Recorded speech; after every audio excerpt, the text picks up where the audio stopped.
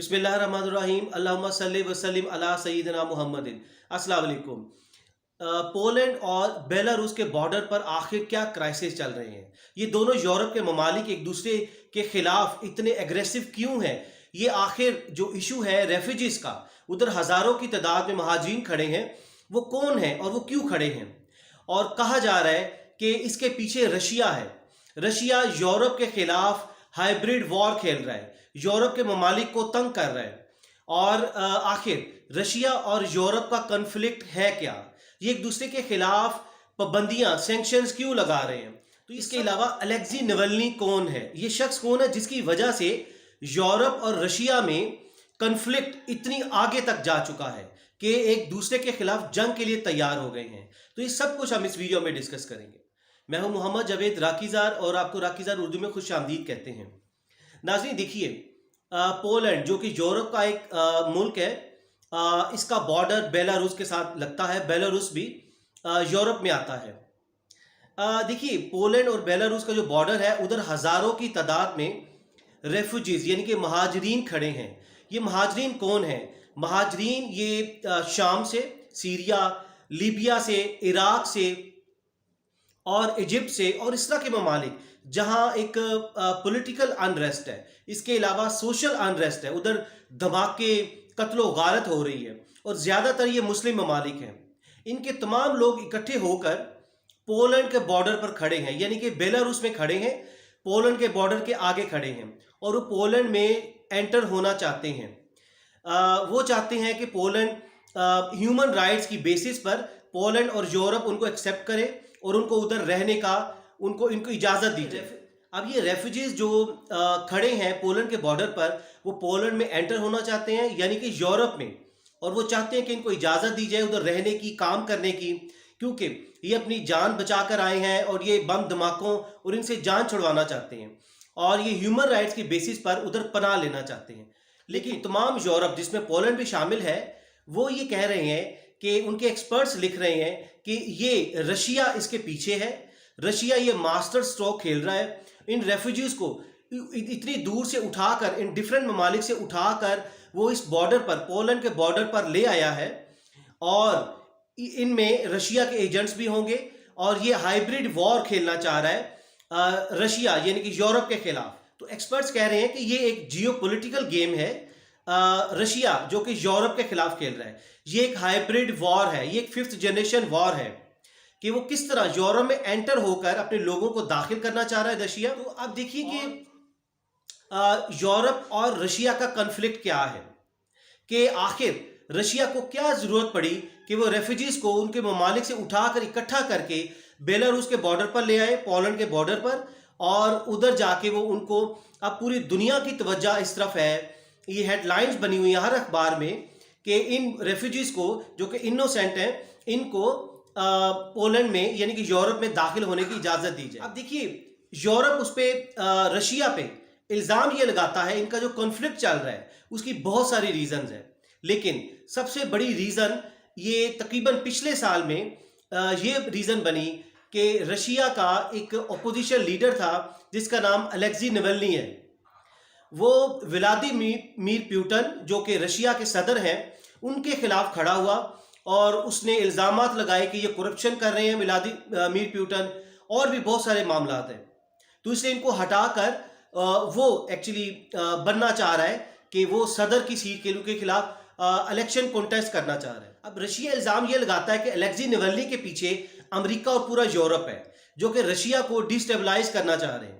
अब रशिया के सदर पुतिन पर इल्ज़ाम लगाया जाता है कि उन्होंने अलेक्सी नवल्नी जो उनके खिलाफ खड़े हुए थे और उनको एक बहुत बड़ी ताकत, आवाम की ताकत हासिल थी, उनको जहर देने का इल्ज़ाम था और वो हॉस्पिटल में भी एडमिट थे। उसकी वजह ये थी कि वो फेसबुक पर लाइव आकर वो इनके खिलाफ बोल रहे थे, इनकी करप्शन को एक्सपोज कर रहे थे। तो फिर उसके बाद इनको जहर दी, इनको अरेस्ट किया गया और इनको फिर जहर दिया गया। ये यूरोप कहता है और अलेक्सी नवल्नी कहते हैं। अब देखिए, यूरोप ने रशिया पर बहुत सारी सैंक्शंस लगा दी हैं, जिनमें फाइनेंशियल सैंक्शंस भी हैं, डिफेंस की भी हैं, और इसके अलावा और भी बहुत सारी सैंक्शंस हैं, पाबंदियां वो रशिया पर लगा चुका है। इसके बदले में जो रशिया ने काउंटर सैंक्शंस लगाई हैं यूरोप पर, वो यकीनन एनर्जी पर लगाई हैं, और भी इस तरह रशिया सैंक्शंस लगाता रहता है।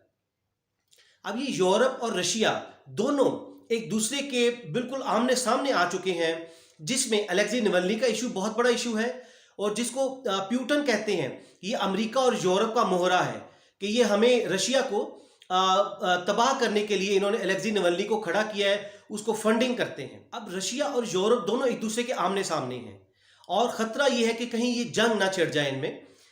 देखिए, रशिया और यूरोप ये स्ट्रेटेजिक पार्टनर भी रहे हैं, लेकिन यूरोप ने कहा है कि अब रशिया हमारा स्ट्रेटेजिक पार्टनर नहीं है। मिसाल के तौर पे ईरान की जो न्यूक्लियर डील है, उसमें यूरोप और रशिया ने एक अहम किरदार अदा किया है एज ए स्ट्रेटेजिक पार्टनर इस मामले को हल करने के लिए। इसके अलावा दूसरा जो मामला है वो है इसराइल और पैलेस्टाइन का इशू। उस पर भी ये दोनों ममालिक मिलकर, यानी कि यूरोप को एक मुल्क कंसीडर करें जिसमें 44 कंट्रीज हैं, उसके अलावा रशिया दोनों मिलकर ये मामले को सुलझा रहे हैं कि इसराइल और पैलेस्टाइन का मसला भी हल हो जाए।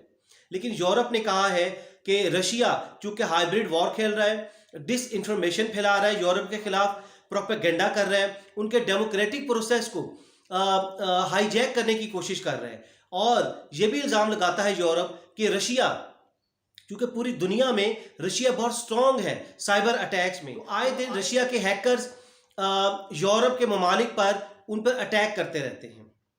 तो अब देखिए कि यूरोप ने कह दिया है कि रशिया हमारा स्ट्रेटेजिक पार्टनर नहीं है, तो इसका मतलब है कि ये बिल्कुल एक दूसरे के साथ ताल्लुकात इन्होंने ख़त्म कर रहे हैं।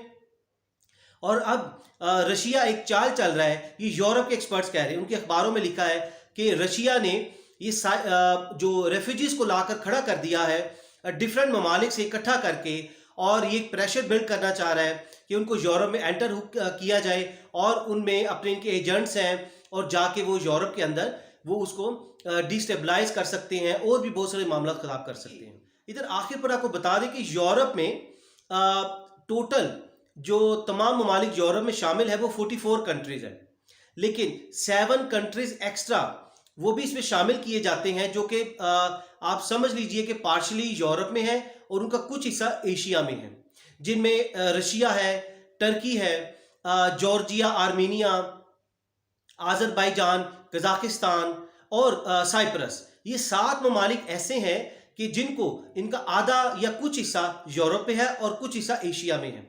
तो इनको कहा जाता है कि 44 कंट्रीज तो एक्चुअल यूरोप के ममालिक हैं, और उनमें 7 ये कंट्रीज भी शामिल किए जाए तो ये 51 कंट्रीज बनते हैं।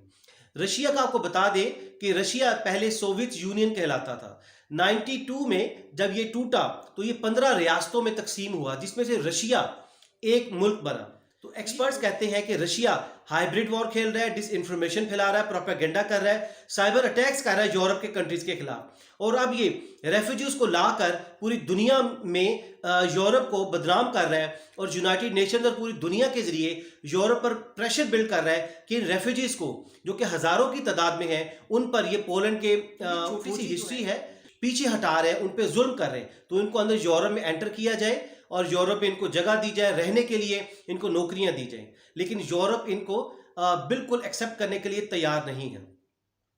तो नाज़रीन, आप भी नीचे कमेंट्स में हमें लाजमी बताइएगा कि आप क्या समझते हैं, क्या उनको एंटर होने दिया जाए रेफ्यूजीज को या नहीं, उसका क्या इम्पैक्ट होगा। अगली वीडियो तक अपना बहुत सा ख्याल रखिएगा। अल्लाह हाफिज।